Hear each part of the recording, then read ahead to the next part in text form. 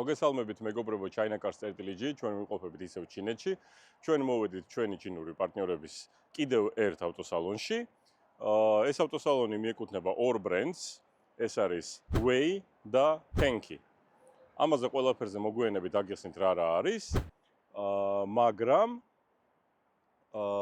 Wei უშვებს SUV-ს, ანუ Jeeps ჩვენებურად, MPV-ს, minivans ჩვენებურად და Tenki უშვებს სუფთა მაღალი გამოვლობის ეგრეთ წოდებულ რამაზე დამდგარ SUV Jeep-ებს. წავიდეთ, შიგნით ვნახოთ, სხვათა შორის ეს კომპანია რატო არის გაერთიანებული, Wei და Tenki, იმიტომ რომ ამას უშვებს ყველასთვის ცნობილი Great Wall Motor Company. თუ ინმეს გახსოვთ, იყო ესეთი პიკაპები, იყო ესეთი ჯიპები, Great Wall-ები, მე მყავდა ერთი პიკაპი Great Wall-ი. დიდი ხნის წინ, ეს არის ძალიან ძველი კომპანია, გამოცდილი კომპანიაა, განვითარდნენ და ნახეთ, რას აკეთებენ. წავედით სალონში, დავათვალიეროთ.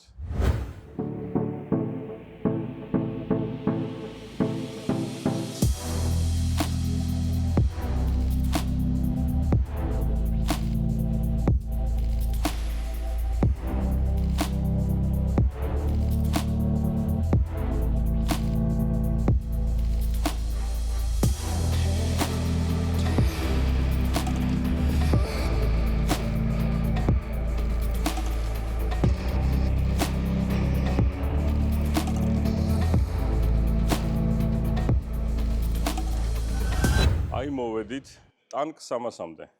აი მივეყუდები ტანკ 300-ს, ისიც რატო ვეყუდები ტანკ 300-ს, იმიტომ რომ არ მეშინია რომ რაღაც გაეღუნება, გაფუჭდება, ეს არის ქვასავით მაგარი მანქანა. ეს ზუსტად ის ავტომობილია, რომელიც ამოტრიალდა ჩვენს ერთ-ერთ ვიდეოში, მთიდან 3 ბრუნვა თუ 4 ბრუნვა გააკეთა და ლუკიც არ გაებზარა და სარკეებიც არ მოატყდა. ნუ, ესეც სინამდვილეა, ნახეთ. ესე იგი, რა ხდება ამ ავტომობილზე? ამ ავტომობილს აქვს 2 ლიტრიანი ძრავი. ორი ვერსია გვაქვს 2 ლიტრიანი ძრავის. პირველი არის 227 ცხენის ძალიანი 2 ლიტრა ტურბო, მეორეც არის 2 ლიტრა ტურბო არის 252 ცხენის ძალიანი. გვაქვს V6, რომელიც არის 3 ლიტრიანი ტურბო, 354 ცხენის ძალა. ყველას მათ შორის, ყველას 180 კმ/სთ-ში ეს არის მისი მაქსიმალური სიჩქარე, მაგრამ არის ჰიბრიდული ვერსია 2 ლიტრიანი ძრავით, რომელსაც აბა მოვსმინეთ 407 ცხენის ძალა აქვს.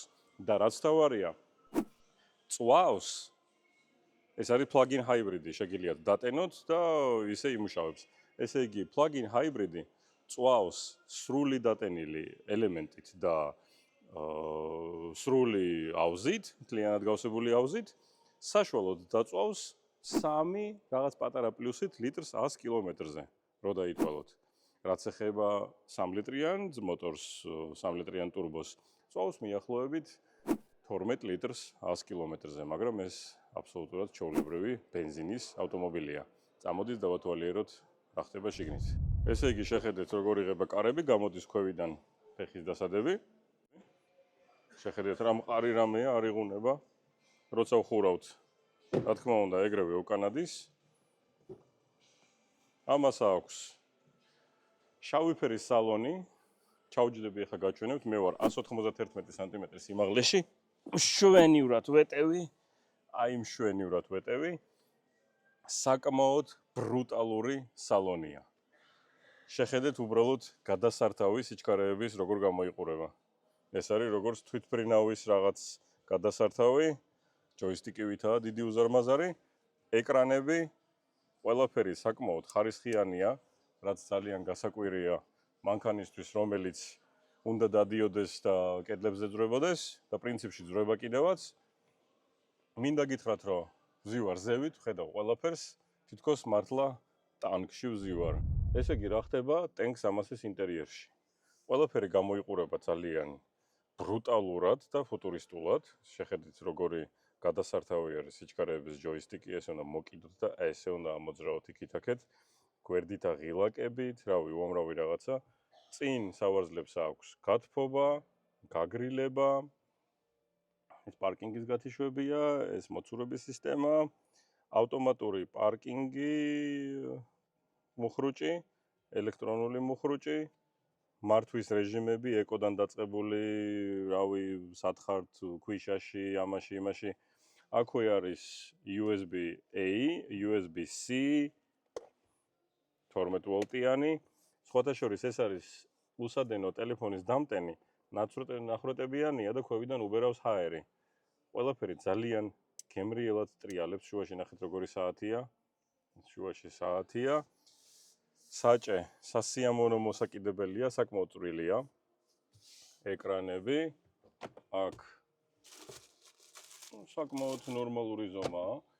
სხვათა შორის შეხედეთ, აი აქ აქვს ორი ჭიქის ჩასადები. ეს იქით-აქეთ მოძრაობს და შიგნით აქვს გასაღები პატარა ფანჯარა. გააღებთ და უბერავს კონდიციონერი. თუ რამე არის, თქვენი ბლუდი იქნება თუ უალკოჰოლო, რა თქმა უნდა, თუ კოკა-კოლა ან რაღაც მაგის მაგვარი წყალი, ყველაფერი იქნება სიგრილეში. უჩარჩო სარკე, ლუქის გასაღები, სათვალეების ჩასადები, საინტერესოა თუ აქვს განათება? აქვს, განათება აქვს. ძალიან გემრიელი სავარძელია, ეს ვზივარ ზევით, ყველაფერს ხედავ. ხელის მოსაკიდებელი, ტყუილა კი არა აქვს ხელის მოსაკიდებელი. ზევით, რა თქმა უნდა, აქვს. ესე იგი, ლუქი, რომელიც იღება, იხურება, აბა, თუ გაიღება გასაღების გარეშე, რა თქმა უნდა, არ გაიღება. სიჩქარების გადასართავი აქვს საჭეზე. პლუსი, მინუსი. და რა თქმა უნდა, ყველა ღილაკს ეჭირება ძალიან სასიამოვნო ტაქტილური დასაჭერია. ეხლა გადავჯდეთ უკან და ვნახოთ ტანკ 300, როგორი არის უკან დასაჯდომად იმ შემთხვევაში თუ წინ ზის მაღალი ადამიანი. ვნახოთ დავჯდეთ ჩემს უკან სახელური, ყველა არა აქვს. აი სასიამოვნო ამბავით. მე მეგონა ვერ დავეტეოდი, მაგრამ ვეტევი და ამასობაში ეხლა მე ვზივარ თითქმის 90 გრადუსით მოხრილი. აბა ეხლა ვიღოთ ესე. უი, არა, შვენიერია. ესე შეიძლება დიდ გზაზეც მოგზაურობა. ამას გამოვცდით როგორ ივლის გზაზე და ვნახავთ პრინციპში, აბა როგორი კომფორტულია ქალაქის პირობებში. ისევ და ისევ. ყველაზე მაგარი რამე. ესე.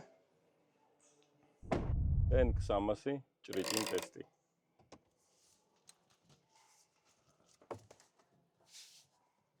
იცით, მეგონა რომ იჭრიჭინებდა? არა. აი, აქ ოდნავ. არა. აი, ცოტათი ჭრიჭინებს, აი აქ. მაგრამ ვეკაჩავები კარგად და ვნახოთ, აბა. აჰა. ნუ ეს რა თქმა უნდა ხმაურობს, ეს უნდა ხმაურობდეს. კიდე რა, კარები? საჭე? აი, ოდნავ. არა. ახალია რა ჭრიჭინებს.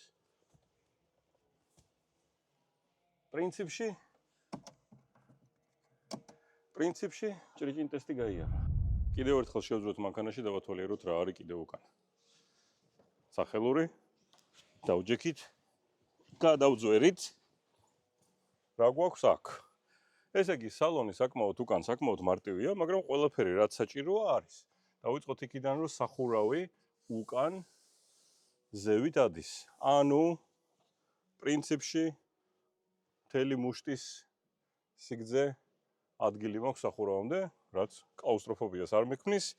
აქვს დეფლექტორები აერისთვის, კონდიციონერისთვის, ორი USB დამტენი, Type-C, Type-C, რაღაცეების ჩასადები. აბა ვნახოთ აქ რა ხდება. ორი ჭიქის ჩასადები. კიდევ რა, სამწუხაროდ ზურგი არ მოძრაობს, მაგრამ პრინციპში ამ ავტომობილისთვის ესეთი რაღაცეები ალბათ არც უნდა იყოს. ეს არის მაღალი გამოვლობის ავტომობილი. ჯიბე. შემიძლია დიდ მანძილზე ამ მანქანაში ვიარო, იმიტომ რომ საკმაოდ კომფორტული, რბილი სავარძლებია. უი, აი კიდე რა შეუძლია ამ ავტომობილს, ეხლა გადმოსვლის გარეშე შემიძლია გავხსნა. აი ნახეთ. არც გადმოსულა რა ავტომობილიდან, უბრალოდ დამჭირდა და გავხსენით სხვათაშორის შეხედეთ ეს ყველაფერი იხსნება ალბათ თუ მოგინდებათ გარეცხვა, ან გავჭუჭყიანეთ ყველაფერს გარეცხავთ. ისევ და ისევ ავწიეთ. ვუალია, მორჩა. ტენკ 300-ის საბარგული. ღილაკი ვაჭერთ, გაიღო.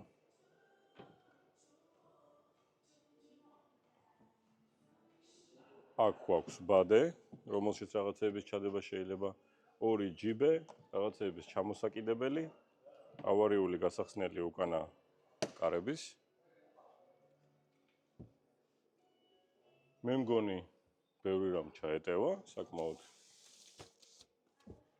ესეთი ავტომობილისთვის საკმაოდ დიდი მოცულობაა.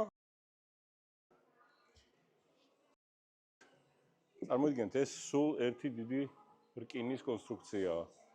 გახსოვთ როგორ იხურება ეგრეთ წოდებული G-კლასი? მძიმე კარებია. თუ დახურავთ ესე ნაზად. დახურავთ ნაზად. დაიხურა. არ გეყოთ საბარგული? 1 2 3 4 უმარტივესია. ახეთ რამ ხელა სივრცე გამოვიდა. შევხედოთ რა ხდება აქ. დიდი აკუმულატორი. Great Wall Motors GWM.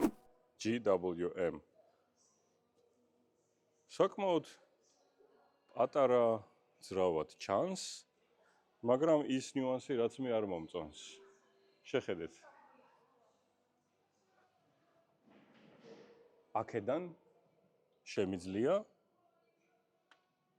ნახო რა ხდება ქვევით. არანაირი დაცვა კონკრეტულად ამ ავტომობილს არ აქვს. ალბათ შეიძლება რაღაც დაუყენოთ ქვევიდან, მაგრამ აქ გამჭვირვალეა. ეხლა შეგანჩვენებთ. მიუხედავად ყველაფრისა, აქვს ამორტიზატორები კაპოტზე, აქვს ხმის იზოლაცია, ხმის და სითბოს იზოლაცია და აი აქ, აი ამ სიმაღლეზე წარმოიდგინეთ, აი ამ სიმაღლეზე უყენია ჰაერის შემწოვი მილი. ანუ ლოგიკურად სავარაუდოდ აქამდე წყალში შევა ჩვეულებრივად. და არაფერი არ მოუვა. წარმოიდგინეთ ესე იგი, რა კარგი ინტერიერი აქვს შიგნით, რაოდენ მაღალი გამოვლობის ავტომობილია, სავარაუდოდ კომფორტულიც არის, ამას შევამოწმებთ, მაგრამ ამასობაში ქვევით ჩანს ყველაფერი, რაღაცნაირად ცუდად არის ალბათ დაცული, მაგრამ ამას ყველაფერს შევამოწმებთ და ვნახავთ. ესე იგი, ეხლა მოძრაობ ტენკ 300-ით. ყოველ შემთხვევაში დასაჯდომად ძალიან ესეთი რაღაცნაირი ამერიკული სტილის ეგრეთ წოდებული პასატკა ესე ვზივარ. ეს რა თქმა უნდა ყველაფერი ციფრული. მიუხედავად იმისა, რომ ეს არის ბენზინის ვერსია, ეს არ არის ჰიბრიდული ვერსია. საკმაოდ ჩუმია, ძრავი არ ისმის, ძრავის ხმა არ ისმის, ინტუიტიურად ყველაფერი გასაგებია, სხვათაშორის ეს ალბათ სენსორულია, რა თქმა უნდა. ბევრი სეტინგები აქვს. კარგით, ვნახოთ, ესე იგი, რა ხდება მართვის მიხედვით. რბილია, ოღონდ ძალიან არა, ანუ გზას ვგრძნობ, მაგრამ არ მაწუხებს. რა თქმა უნდა, ყველანაირი ნიშნები ესენი ყველაფერი ჩანს, ხედავ. ამასაც დიდი სარკეები აქვს, რომელშიც პრაქტიკულად ყველაფერი ჩანს. სარკე, ეს არ არის კამერა, ეს არის სარკე. მაგრამ იმ დონეზე დიდი უკან შუშა აქვს, რომ ჩანს ყველაფერი. ბორბალიც არ მიშლის, სხვათა შორის ბორბალი უკან რომელიც კიდია, არ მიშლის. ყველაფერს ხედავ. აი ამდენი ჩანს მხოლოდ საბურავი უკანა და კარგად ყველაფერი ჩანს. ვატრიალებ და მიჩვენებს, რომ სადღაცას მოვატრიალე, გავასწორებ. ისევ დაბრუნდა უკან. ესე იგი, როგორც მახსოვს, ამას აქვს 9 სიჩქარიანი გადაცემათა კოლოფი. სხვათა შორის არ იგრძნობა როგორ თავს, უკვე მე-5-ით მივდივართ. მიუხედავად იმისა, რომ მივდივართ 40-ით, 40-ით მივდივართ? 40-ით მივდივართ და მე-5-ზე გადართვა უკვე. ანუ რაც ნიშნავს, რომ ძალიან ეკონომიურად იქნება ეს ყველაფერი. ეხლა გავვალთ გზაზე და ვცდით თუ რაოდენ კარგად არის შერწყმული გადაცემათა კოლოფი, ძრავი და ავტომობილი ერთმანეთთან გვაქვს თუ არა კომფორტი მოძრაობის და ყოფნის თუ არა ძალა. შთაბეჭდილება ისეთია, რომ რეალურად ყველაფერზე გადავალ საერთოდ. საკმაოდ ზემოთ ვზივარ, წინ დიდი კაპოტი მაქვს. რბილი სატარებელია, გემრიელი სატარებელია. არ არის შთაბეჭდილება ისეთი, რომ მოვტრიალდებით მოსახოვში. საკმაოდ მყარად დგას. ჩუმია, რაღაცით მაგონებს ჯიპ კომპას ან პატარა Grand Cherokee-ს. Ну, პრინციპში ჯიპ კომპასი ეს არის პატარა Grand Cherokee.